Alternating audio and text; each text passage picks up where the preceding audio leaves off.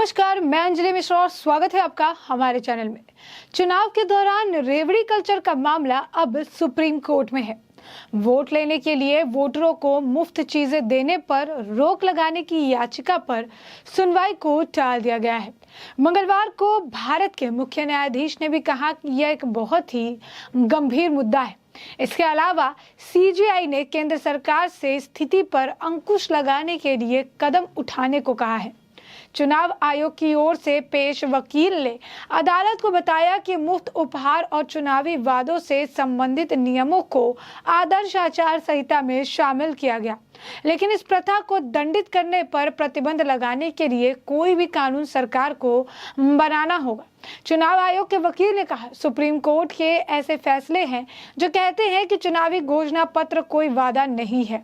वहीं अतिरिक्त solicitor general KL. Nataraj ने भी कहा कि इस मुद्दे पर ईसीआई को विचार करना होगा, जिसके बाद सीजेआई ने अतिरिक्त सॉलिसिटर जनरल से कहा कि आप इसे लिखित में क्यों नहीं देते कि हमारे पास कोई अधिकार नहीं है। चुनाव आयोग को एक कॉल लेने दें। मैं पूछ रहा हूं कि क्या भारत सरकार का मानना है कि यह एक गंभीर मुद्दा है। आप एक स्टैंड लेते हैं तो हम तय करेंगे कि क्या इसे जारी रखा जा सकता है या नहीं। दूसरी तरफ अधिवक्ता उपाध्याय ने कहा कि भारत का नागरिक होने के नाते मुझे यह जानने का अधिकार है कि हम पर कितना कर्ज है। ईसीआई को एक शर्त तय करने दे। वहीं सीजेआई एन.वी. रमणा ने कहा कि अगले मामले के लिए कोर्ट में बैठे वरिष्ठ अधिवक्ता कपिल सिब्बल से भी उनकी राय मांगी, जिसमें उन्होंने सिब्बल ने पूछा कि सिब्बल एक वरिष्ठ अधिवक्ता होने के साथ साथ एक वरिष्ठ सांसद भी हैं, आप इसे किस तरह से देखते हैं। जिसके जवाब में सिब्बल स्वीकारते हुए कहा कि यह बहुत गंभीर मामला है। राजनीतिक मुद्दों के कारण भारत सरकार से कोई फैसला लेने की उम्मीद नहीं कर सकता। हालांकि इस पर विचार करने के लिए वित्त आयोग को आमंत्रित कर सकते हैं। कपिल सिब्बल ने सीजेआई को सुझाव दिया कि बजट आवंटन और राज्य की स्थिरता बनाते समय प्रत्येक राज्य के कर्ज को देखने के लिए वित्त आयोग को शामिल किया जा सकता है। इस पर सीजेआई ने उन्होंने कहा कि मिस्टर एएसजी यानी अतिरिक्त सॉलिसिटर जनरल कृपया इस पर गौर करें।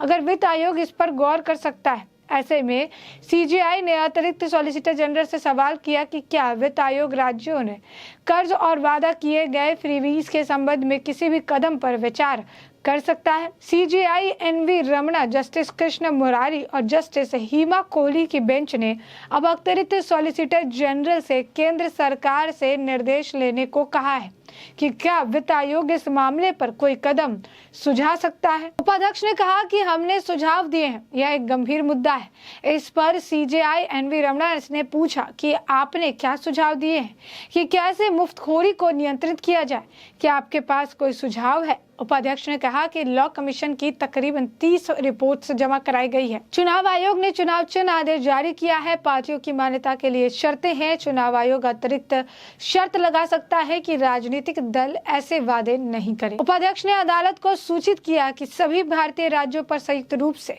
70 लाख करोड़ से अधिक का कर्ज है। उन्होंने कहा कि जब मैंने ये याचिका दायर की तो पंजाब राज्य 3 लाख करोड़ के कर्ज में था। पंजाब की पूरी आबादी 3 करोड़ है।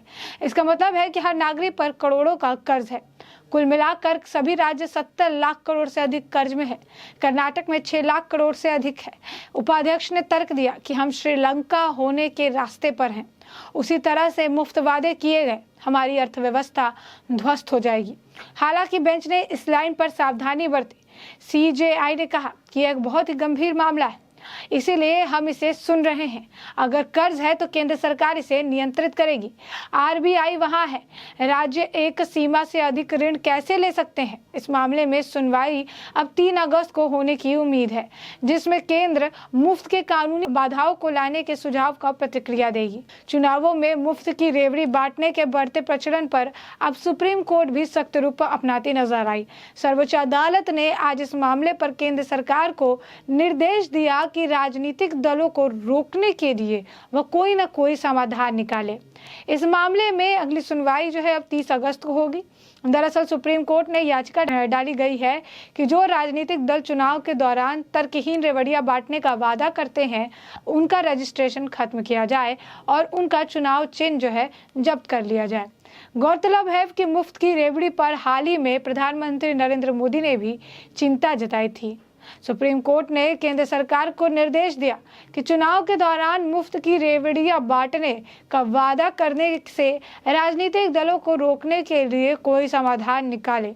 अदालत इस मामले पर 3 अगस्त को आगे की सुनवाई करेगी।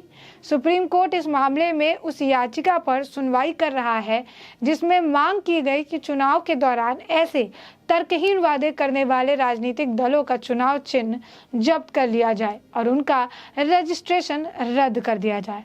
इस मामले में chief justice of India NV Ramana की अगुवाई वाली बेंच ने पिछले 25 जनवरी को ही केंद्र सरकार और चुनाव आयोग को नोटिस जारी किया था। यह जनहित याचिका बीजेपी नेता और वकील अश्वनी उपाध्याय ने डाली थी और ऐसे वादे करने वाले राजनीतिक दलों के खिलाफ कार्रवाई की मांग भी की थी। गौरतलब है कि इसी महीने बुंदेलखंड एक्सप्रेसवे के उद्घाटन के मौके पर प्रधानमंत्री नरेंद्र मोदी ने राजनीतिक दलों की ओर से चुनावों के दौरान मुफ्त वादों को लेकर निशाना साधा था और उसे रेवड़ी संस्कृति बताया था।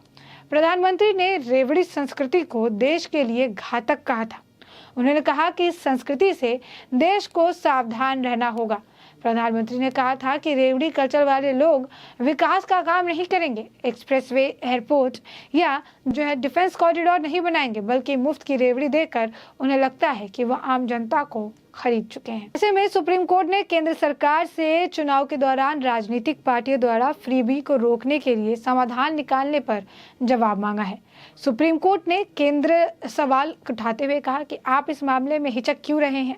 आप एक स्टैंड ले, आप बताएं कि ये गंभीर मुद्दा है या नहीं, फिर हम तय करेंगे कि इन मुफ्त सुविधाओं को जारी रखा जाना चाहिए या नहीं। सुप्रीम कोर्ट ने केंद्र से वित्त आयोग से यह पता लगाने के लिए कहा है कि फ्रीबी को रोकने के लिए क्या राज्यों का राजस्व आवंटन को निमंत्रण किया जा सकता है या फ्रीबी अर्थव्यवस्था के साथ खिलवाड़ करते हैं। सीजेआई एनवी रमणा, जस्टिस कृष्ण मुरारी और जस्टिस हिमा कोहली की बेंच ने मामले की सुनवाई करते हुए अब 3 अगस्त तक केंद्र से जवाब मांगा है। सुप्रीम कोर्ट में सुनवाई के दौरान चुनाव आयोग ने कहा कि इस मामले में केंद्र ही कानून बना सकता है, हम कुछ नहीं कर सकते। वहीं केंद्र की ओर से एएसजी के एम नटराज ने कहा कि ऐसे मुद्दे हैं जिन्हें केवल ईसीआई द्वारा निपटाया जा सकता है। इस पर सीजेआई ने कहा कि आप ये क्यों नहीं कहते कि आपका इससे क्या लेना देना नहीं है और चुनाव आयोग का फैसला करना है। मैं पूछ रहा हूँ, क्या भारत सरकार इस पर विचार कर रही है कि यह गंभीर मुद्दा है या नहीं? आप एक स्टैंड क्यों नहीं ले रहे हैं? फिर हम तय करेंगे कि हमें मुख्य सुविधाओं को जारी रखना है या नहीं। आप विस्तृत जवाब दाखिल करें। वहीं सीजेआई ने कोर्ट में मौजूद वरिष्ठ वकील कपिल सिब्बल से भी इस मामले में बात की और कहा कि कोई समाधान बताए। सिब्बल ने कहा कि एक बड़ा गंभीर मामला है। वित्त आयोग जब विभिन्न राज्यों के लिए आवंटित करता है तो राज्य कर्ज को ध्यान में रख सकते हैं। इसे निपटने के लिए वित्त आयोग उचित अथॉरिटी है। शायद हम इस पहलू को देखने के लिए आयोग को आमंत्रित कर सकते हैं। वहीं याचिकाकर्ता बीजेपी नेता और वकील अश्वनी उपाध्याय ने कहा कि यह मुद्दा बेहद ज्यादा गंभीर है। याचिका पर सुनवाई के दौरान याचिकाकर्ता उन्होंने बीजेपी नेता और वकील अश्वनी उपाध्याय ने श्रीलंका में मुफ्त चीजें बांटने का उदाहरण देते हुए कहा कि वहां भी फ्री में सब कुछ बांटने की वजह से ऐसी स्थिति आई है। भारत का कर्ज 7 लाख करोड़ रुपए है, 70 लाख करोड़ रुपए हैं और हम अभी भी उसी राह पर हैं। चुनाव के दौरान मुफ्त उपहार देना या उसका वादा किए जाने के खिलाफ कदम उठाए जाने की जरूरत है। सुनवाई के दौरान उपाध्यक्ष ने पंजाब का उदाहरण भी दिया। वहीं सीजेआई एनवी रमणा ने पूछा कि आप पंजाब का जिक्र क्यों नहीं कर रहे हैं। इस पर उपाध्यक्ष ने कहा कि कुल 7 लाख करोड़ का कर्ज है, हम श्रीलंका बनने की राह पर हैं। इससे पहले चुनाव आयोग ने सुप्रीम कोर्ट में कहा था कि हम पार्टियों से मुफ्त उपहार के वादे कर रोक नहीं लगा सकते। ऐसा करना आयोग के क्षेत्राधिकार से बाहर है। मुफ्त उपहार देना राजनीतिक पार्टियों का नीतिगत फैसला है। अदालत पार्टियों के लिए गाइडलाइन तैयार कर सकती है, चुनाव आयोग इसे लागू नहीं कर सकता। ऐसे में हमने आपको ये जो पूरा मामला है बड़े विस्तार से बताया है किस तरीके से कोर्ट अब सख्त नजर आ रही है, क्या कुछ कोर्ट में दलीलें दी गई, क्या कुछ कोर्ट का फैसला इस पर आया गया है, अगली सुनवाई कब होगी, इसके बारे में पूरी जानकारी दे दी है। वैसे में आपको ये पूरा मामले पर आपकी भी जो राय हो हमें कमेंट सेक्शन में कमेंट करके जरूर साझा करें।